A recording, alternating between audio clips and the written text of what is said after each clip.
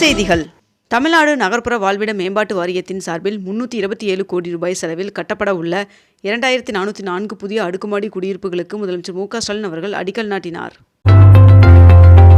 முதலமைச்சர் மு.க. ஸ்டாலின் அவர்களின் தலைமையில் நடைபெற்ற திமுக எம்பிக்கள் கூட்டத்தில் 6 தீர்மானங்கள் நிறைவேற்றப்பட்டது. திருவாரூர் மாவட்டத்தில் கடந்த ஒரு மாத காலத்தில் 50,000 மெட்ரிக் டன் நெல் கொள்முதல் செய்யப்பட்டுள்ளது என்றும் 6,736 விவசாயிகள் வங்கிக் கணக்கில் 121 கோடி ரூபாய் வரவு வைக்கப்பட்டுள்ளதாகவும் தகவல் தெரிவிக்கப்பட்டுள்ளது. ஈரோடு இடைத்தேர்தலுக்கு மின்னணு வாக்குப்பதிவு இயந்திரத்தில் வேட்பாளர்கள் பெயர் சின்னம் பொருத்தும் பணி தொடங்கியது. சென்னையில் இன்று 22 கேரட் ஆபண தங்கத்தின் விலை சவரனுக்கு ஒரே நாளில் 680 ரூபாய் அதிகரித்து ஒரு சவரன் 60,760 ரூபாய்க்கு விற்பனையாகிறது. அதேபோல் ஒரு கிராம் வெள்ளியின் விலை 104 ரூபாய்க்கு விற்பனை செய்யப்பட்டு வருகிறது. காக்கலூர் புட்லூர் பகுதியில் 6 கோடியே 15 லட்சம் ரூபாய் மதிப்பீட்டில் புதிய சாலை அமைக்கும் பணியை கிருஷ்ணசாமி எம்எல்ஏ அவர்கள் தொடங்கி வைத்தார். மத்திய நிதியமைச்சர் நிர்மலா சீதாராமன் அவர்கள் வருகின்ற பிப்ரவரி 1ஆம் தேதி 8வது மத்திய பட்ஜெட்டை தாக்கல் செய்ய உள்ளார். சென்னையில் வருகின்ற பிப்ரவரி 16ஆம் தேதி ஆசிய கோப்பை ட்ரையத்லான் போட்டி நடைபெற உள்ளது. இந்திய விண்வெளி ஆராய்ச்சி நிறுவனம் இஸ்ரோ தனது 100வது ராக்கெட்டை இன்று விண்ணில் செலுத்துகிறது. 163 வருடங்களுக்கு பிறகு அமெரிக்காவில் தனிநபர் வருமான வரி நீக்கப்படுவதாக அமெரிக்க அதிபர் டொனால்ட் ட்ரம்ப் அவர்கள் தெரிவித்துள்ளார். திருமூர்த்தி அணையிலிருந்து இன்று முதல் 135 நாட்களுக்கு தண்ணீர் திறந்துவிட அரசு ஆணையிட்டுள்ளது. சீனாவின் டீப்ஷீக் என்ற ஏஐ நிறுவனம் மிகப்பெரிய அளவில் வளர்ச்சியடைந்து வருவதை அடுத்து அமெரிக்காவை மையமாக கொண்ட ஏஐ நிறுவனம் திடீரென்று வீழ்ச்சியடைந்துள்ளது. பாராளுமன்ற பட்ஜெட் கூட்டத்தொடர் வருகின்ற 31ஆம் தேதி தொடங்கி பிப்ரவரி 13ஆம் தேதி வரை நடைபெற உள்ளது. இந்நிலையில் பட்ஜெட் கூட்டத்தொடர் வருகின்ற 31ஆம் தேதி குடியரசுத் தலைவர் திரௌபதி முர்மு அவர்களின் உரையுடன் தொடங்க உள்ளது. 33 கோடியில் திருச்சி கிழக்கு தொகுதியில் இலங்கை தமிழர் மறுவாழ்வு முகாம் புதிய கட்டுமான பணியை துணை முதல்வர் உதயநிதி ஸ்டாலின் அவர்கள் அடிக்கல் நாட்டி தொடங்கி வைத்தார். சோளிங்கர் அருகே கரும்பு தோட்டத்தில் இருந்து 2 ஐம்பொன் சிலைகளை அதிகாரிகள் மீட்டனர். தமிழ்நாடு நுகர்பொருள் வாணிப கழகத்தின் 1 கோடியே 14 லட்சம் ரூபாய் மதிப்பீட்டிலான பெட்ரோல் டீசல் விற்பனை நிலையம் தொடங்கி வைக்கப்பட்டுள்ளது. மினி பேருந்துகளுக்கான டிக்கெட் கட்டணத்தை மாற்றியமைத்து தமிழ்நாடு அரசு உத்தரவு பிறப்பித்துள்ளது. மேலும் வருகின்ற மே 1ஆம் தேதி முதல் புதிய கட்டணம் நடைமுறைக்கு வரும் என்றும் தெரிவிக்கப்பட்டுள்ளது. காவிரி மேலாண்மை ஆணையத்தின் 37வது கூட்டம் நாளை நடைபெறுகிறது.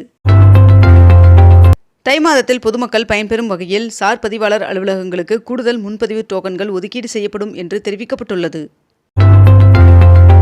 மணப்பாறை சிப்காட் வளாகத்தில் நேற்று சாரண சாரணியர் இயக்க வைர விழாவினை துணை முதல்வர் உதயநிதி ஸ்டாலின் அவர்கள் துவங்கி வைத்துள்ளார்.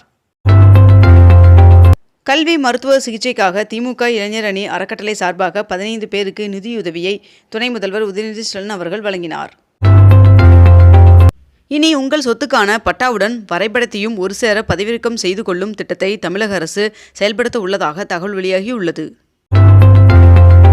அமெரிக்க அதிபராக பதவியேற்ற டொனால்ட் ட்ரம்ப் அவர்களை சந்திப்பதற்காக பிரதமர் நரேந்திர மோடி அவர்கள் வருகின்ற பிப்ரவரி மாதம் அமெரிக்க பயணம் மேற்கொள்ள உள்ளதாக தகவல் வெளியாகியுள்ளது. பஞ்சாப் மாநிலத்திற்கு விளையாட சென்ற கபடி வீராங்கனைகள் சென்னை திரும்பியுள்ளனர். தமிழ்நாட்டில் உள்ள 179 நீதிமன்ற வளாகங்களில் சிசிடிவியை பொருத்த 20 கோடி ரூபாய் ஒதுக்கீடு செய்ய வேண்டும் என்று அரசிற்கு சென்னை உயர்நீதிமன்றம் கடிதம் எழுதியுள்ளது.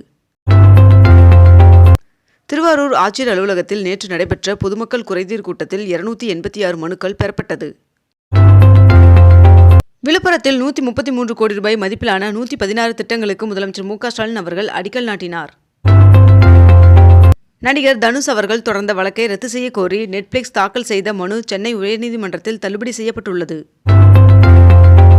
சென்னையில் வருகின்ற பிப்ரவரி 4ஆம் தேதி அதிமுக கள ஆய்வு குழு ஆலோசனை நடத்தப்பட உள்ளதாக அதிமுக பொதுச் செயலாளர் எடப்பாடி பழனிசாமி அவர்கள் தெரிவித்துள்ளார். இன்று ராக்கெட் விண்ணில் செலுத்தப்பட உள்ளதால் பழவேற்காடு மீனவர்கள் இன்று கடலுக்கு செல்ல தடை விதிக்கப்பட்டுள்ளது. தமிழ்நாடு அரசின் பள்ளிக் கல்வித்துறையில் 47,013 தற்காலிக பணியிடங்களை நிரந்தர பணியிடங்களாக மாற்றம் செய்து தமிழ்நாடு அரசு அரசாணை வெளியிட்டுள்ளது. கோவை மருதுமலையில் ஆசியாவிலேயே மிகப்பெரிய முருகன் சிலை அமைய உள்ளதாக அமைச்சர் சேகர்பாபு அவர்கள் தகவல் தெரிவித்துள்ளார். கொல்லிமலையில் இரவு வான் பூங்கா அமைப்பதற்கு முதற்கட்டமாக 44 லட்சம் ரூபாய் நிதி ஒதுக்கீடு செய்து தமிழ்நாடு அரசு அரசாணை வெளியிட்டுள்ளது. முதலமைச்சர் மு.க. ஸ்டாலின் அவர்கள் விழுப்புரம் அரசு ஆரம்ப சுகாதார நிலையத்தில் திடீர் ஆய்வு மேற்கொண்டார். சனாதன தர்மம் குறித்து சர்ச்சைக்குரிய விதமாக பேசிய தொடர்பாக துணை முதல்வர் உதயநிதி ஸ்டாலின் அவர்களுக்கு எதிராக தொடரப்பட்ட 3 ரிட் மனுக்களை உச்சநீதிமன்றம் தள்ளுபடி செய்தது. தமிழகத்தில் வருகின்ற 30ஆம் தேதி ராமநாதபுரம், தூத்துக்குடி, திருநெல்வேலி மற்றும் கன்னியாகுமரி ஆகிய மாவட்டங்களில் கனமழை பெய்ய வாய்ப்புள்ளதாகவும், 31ஆம் தேதி கோவை மாவட்டங்களின் மலைப்பகுதிகள், நீலகிரி மற்றும் ஈரோடு ஆகிய மாவட்டங்களில் மழை பெய்ய வாய்ப்புள்ளதாகவும் வானிலை மையம் தகவல் தெரிவித்துள்ளது. இந்திய கிரிக்கெட் வீரர் ஜஸ்பிரீத் பும்ரா அவர்கள் ICCயின் 2024ஆம் ஆண்டிற்கான சிறந்த டெஸ்ட் வீரர் விருதை வென்றுள்ளார். 100 நாள் வேலை திட்ட ஊதிய நிலுவைத் தொகையை உடனடியாக விடுவிக்குமாறு ஒன்றிய அமைச்சர் நிர்மலா சீதாராமன் அவர்களை சந்தித்து தமிழ்நாடு நிதியமைச்சர் தங்கம் தென்னரசு அவர்கள் மனு அளித்துள்ளார். தமிழகத்தில் 1ஆம் தேதி நடைபெற இருந்த ஊரக திறனாய்வு தேர்வு மீண்டும் ஒத்திவைக்கப்பட்டுள்ளது. விழுப்புரத்தில் 5 கோடி ரூபாய் செலவில் சமூக நீதி போராளிகள் மணி மண்டபத்தை முதலமைச்சர் மு.க. ஸ்டாலின் அவர்கள் திறந்து வைக்க உள்ளார். தைப்பூசத்தை முன்னிட்டு பழனி முருகன் சுவாமி கோவிலில் 3 நாட்களுக்கு பக்தர்கள் இலவசமாக சாமி தரிசனம் செய்யலாம் என்று இந்து சமய அறநிலைத்துறை அமைச்சர் சேகர்பாபு அவர்கள் தகவல் தெரிவித்துள்ளார். அரசு பள்ளி மாணவர்களின் கற்றல் திறனை அதிகரிக்க திறன்மிகு வகுப்பறை திட்டத்தின் கீழ் 7 மாதங்களில் 22,931 ஸ்மார்ட் போர்டுகளை அமைத்து பள்ளிக் கல்வித்துறை சாதனை படைத்துள்ளது. போக்குவரத்து ஓய்வூதியர்களுக்கு பணபலன் வழங்க 206 கோடி நிதியை தமிழ்நாடு அரசு ஒதுக்கியது. மத்திய அரசு ஊழியர்களுக்காக புதிதாக கொண்டுவரப்பட்ட ஒருங்கிணைந்த ஓய்வூதிய திட்டம் வருகின்ற ஏப்ரல் 1ஆம் தேதி முதல் செயல்பாட்டுக்கு வருகிறது என்று மத்திய நிதி அமைச்சகம் தகவல் தெரிவித்துள்ளது. தமிழக வெற்றிக் கழகத்தின் மாவட்ட செயலாளர்கள் கூட்டம் தள்ளி வைக்கப்பட்டுள்ளது. அதிமுக பொதுச் செயலாளர் எடப்பாடி பழனிசாமி அவர்களுக்கு எதிரான தேர்தல் முறைகேடு வழக்கின் மேல் நடவடிக்கைக்கு உச்சநீதிமன்றம் தடை விதித்துள்ளது. வக்பு வாரிய மசோதாவிற்கு 572 திருத்தங்களை நாடாளுமன்ற கூட்டுக்குழு உறுப்பினர்கள் பரிந்துரைத்துள்ளனர். ஈரோடு கிழக்கு தொகுதி இடைத்தேர்தல் வருகின்ற பிப்ரவரி 5ஆம் தேதி நடைபெற உள்ள நிலையில் வீடு வீடாக பூத் ஸ்லிப் வழங்கும் பணி தொடங்கியது. இலங்கை கடற்படையினரால் கைது செய்யப்பட்டுள்ள 34 மீனவர்களை விடுவிக்க உடனடி நடவடிக்கை எடுக்க வேண்டும் என்று ஒன்றிய அரசிற்கு முதலமைச்சர் மு.க. ஸ்டாலின் அவர்கள் கடிதம் எழுதியுள்ளார். விருதுநகர் மாவட்டத்தில் 3ஆம் கட்ட அகழாய்வில் சுடுமண்ணால் செய்யப்பட்ட மனித உருவ கால் பகுதி கண்டெடுக்கப்பட்டுள்ளது. 2030ஆம் ஆண்டிற்குள் NLC நிறுவனத்தின் மின் உற்பத்தி 3 மடங்காக அதிகரிக்கப்படும் என்று தெரிவிக்கப்பட்டுள்ளது. தமிழ்நாட்டில் 104 நாட்களாக நீடித்த வடகிழக்கு பருவமழை விலகியது என்று இந்திய வானிலை ஆய்வு மையம் தகவல் தெரிவித்துள்ளது. இத்துடன் இன்றைய தலைப்புச் செய்திகள் நிறைவடைகின்றன. மேலும் இதுபோன்ற அண்மை தகவல்களை உடனுக்குடன் தெரிந்து கொள்ள அக்னிபூ சேனலை சப்ஸ்கிரைப் செய்து கொண்டு தொடர்ந்து இணைந்திருங்கள். நன்றி, வணக்கம்.